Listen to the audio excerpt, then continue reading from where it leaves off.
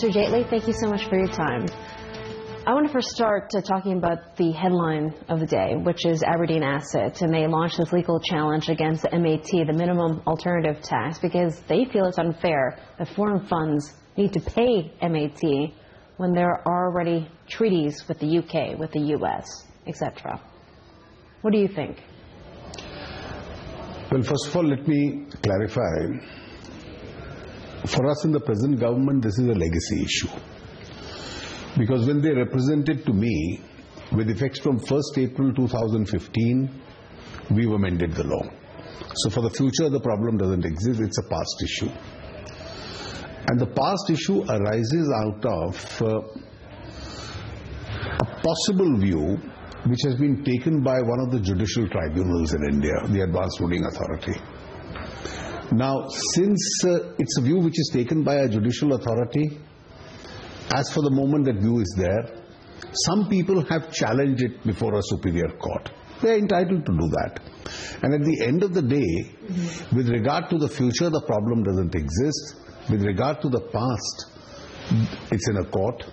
And we are awaiting a court verdict, that's all. And the government went to the court along with the Council for the Financial Institutions and said, we want an early hearing of the case and we'd like it to be disposed of fast so that this issue is resolved as quickly as possible. Yeah, I guess the foreign community really took a step back when they heard from you. You were quoted as saying that India is looking to raise $6.4 billion from levying this was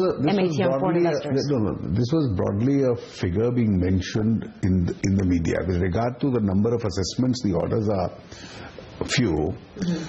And what would be a possible consequence is a speculative figure. So I don't want to go into that speculative figure. There is no intention of the government that we have set a target that we want to collect a particular figure. There is no such intention. As I've said, as far as this issue is concerned, the government's intentions are absolutely clear. We wanted to make India's tax regime absolutely non-adversarial. And that is why when we saw merit in the argument, particularly after this verdict, for the future, I have clarified it in the law itself. Now, this problem for the past remains, and as far as the problem for the past is remain, if somebody gets a treaty protection, he has to represent that. It's already been clarified by my colleagues in the ministry. If he's entitled to that protection, he'll get that protection. Since it's a transient verdict of a court or a judicial tribunal, it's a matter which is in challenge before a higher court. We'll await that verdict. Yeah, I guess, Minister Jaitley, people are reminded of the cases of Vodafone and Cairns Energy, and people are thinking, well, you know, how can we be confident that the tax system in India is not against foreign companies? Let's be very clear. We are determined to make the tax system non-adversarial. Now, one Vodafone case was born much before we came in. That's already pending in some arbitration. We'll await that verdict. The second Vodafone case, again a legacy issue. The Mumbai High Court decided that issue. We put a quietus to the issue. We accepted the judgment of the court. The cabinet approved it, and therefore that issue has been resolved. There was our cases of other companies. We followed the same practice. We had undertaken that the present government does not believe in retrospective taxation. We have not enacted any such law.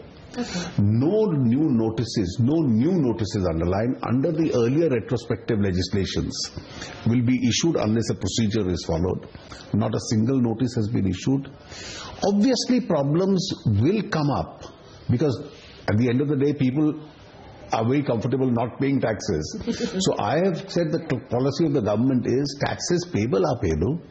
Taxes not payable are not payable, and if somebody has been unfairly taxed by some assessing authority, he has a right to challenge it.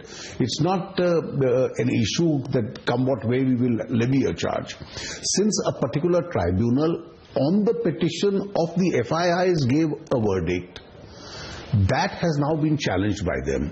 Fair enough. We'll await that. Well, Minister, speaking of tax, I think everybody wants to ask about GST and whether or not it's going to get passage in this parliamentary session. Are you confident that GST will get support? Confident. And you need 2/3 approval in the upper end. I have convened several meetings of the state finance ministers. I've spoken to most political parties, and broadly there is a larger consensus. At the end of the day, GST benefits India. It benefits the states. It's going to benefit India's GDP. It's going to have a seamless transfer of goods and services across the country. It will increase the quantum of tax collection. It will reduce harassment. So it has all the advantages going, and I see no reason why parties across the board should ordinarily not support the GST. Well, I think some states think that you're taking out of their state coffers by taxing alcohol and petroleum, which they've made good money off of. No, petroleum, therefore, we have... there were two items on which there was a contentious issue. One was alcohol, that's portable alcohol, which we've kept out. And as far as petroleum is concerned, even though it is included in the Constitution Amendment, but we have decided that it will be zero rated. It won't be taxed till the GST Council decides on the matter. And in the GST Council, the states have a 2/3 say. Now, the GST itself, some would say there's been some flip-flopping from the BJP, because when the previous administration was in office, they tried to implement a GST, which the BJP opposed. You see, the GST was never a political issue. The BJP's manifesto was always in support of the GST, even in earlier elections. Some states of various political parties, cutting across political complexion, were opposed to the GST. The divide was not political. The divide was that the manufacturing states felt, since it's a destination tax, the consumption states are going to benefit and the manufacturing states are going to lose. That, to some extent, has some weight to that logic, and therefore the manufacturing states had to be comforted. How did I comfort the manufacturing states?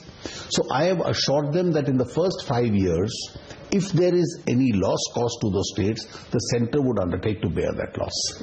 And therefore, once we were able to comfort those states like Maharashtra, Gujarat, Karnataka, we've comforted those states. And that is how GST now becomes a political reality. Well, I'll look forward to paying more tax if I make my way to India in the future then.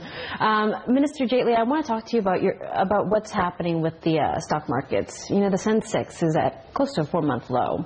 In fact, they've wiped out their gains for the year. And people are over, they say, their euphoria of the BJP and Narendra Modi, because they haven't really seen anything concrete in terms of reforms being passed through. How do you feel about that criticism? But I think it's completely unfounded. The Sensex has its own logic. And Indian Sensex is also dependent on a large number of factors, including fund flows, whether the investors want to sell, whether they want to buy, whether the FIIs want to come in or they want to go elsewhere, whether rates elsewhere are more beneficial to them. That has nothing to do with the reforms in India. Never, and I said never in Indian history, has been a government which in its first 1 year has undertaken such a large number of spate of reforms. We've opened up almost every sector for investment, because investment, whether it's domestic or international, there's an additionality of investment. We are trying as far as possible to ease in our processes. And when I say ease in our processes, environmental clearances are much faster. Infrastructure projects are now being pushed.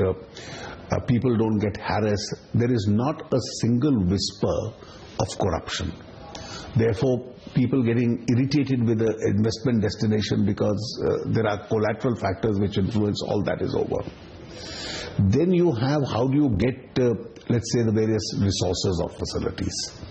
Now you don't have to run to ministers, you don't have to run to politicians. Everything is by a market mechanism.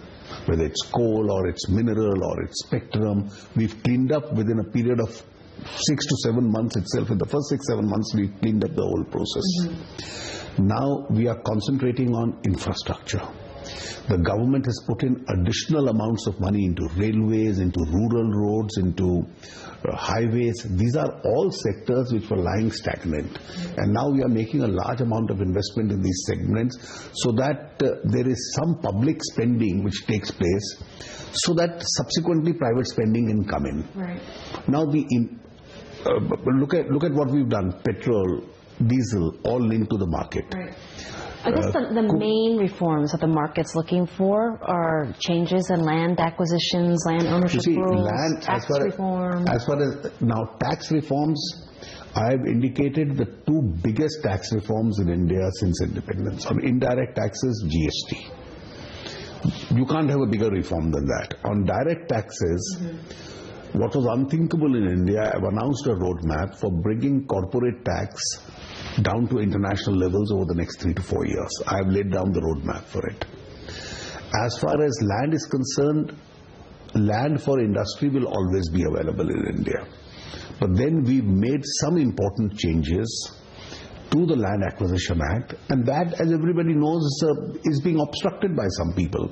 Even though it is in favor of rural India, it's in favor of the Indian farmers, it's in the favor of poor people, because it has provisions. We've eased in processes for housing for the poor, rural infrastructure, industrial corridors. Now, industrial corridors doesn't only help industry by making land available, it also generates employment in the rural areas in India, where the landless and others who are underemployed in the rural areas can get jobs in those areas. And also labor reforms, making it easier to hire. You see, now, as far as labor reforms are concerned, we've given a clear signal. Now, several states have come forward for labor reforms. They've amended their laws at the regional level, and the centre is according approval to each one of them. So for the first time in India, after a long while, these things have started moving. Okay. Well, now you see, the fact is that there are two important challenges which we have. The first is that the global situation is still slow. The impact of all these reforms is felt over a period of time, and therefore it will be felt. We have already entered the 7% plus growth rate stream. This current year, I hope to touch about 8%. And once we touch those figures, slowly these things start translating on the ground. Secondly, which is a serious challenge because of weather unpredictability, this year we have a grave agrarian challenge in India. As a result, a large part of our crop has been destroyed. Now, that not only impacts on rural earnings, on rural savings, it will impact on economy. It's also caused distress to a large number of farmers, and we are trying to divert a large part of our resource to help that distressed farmer.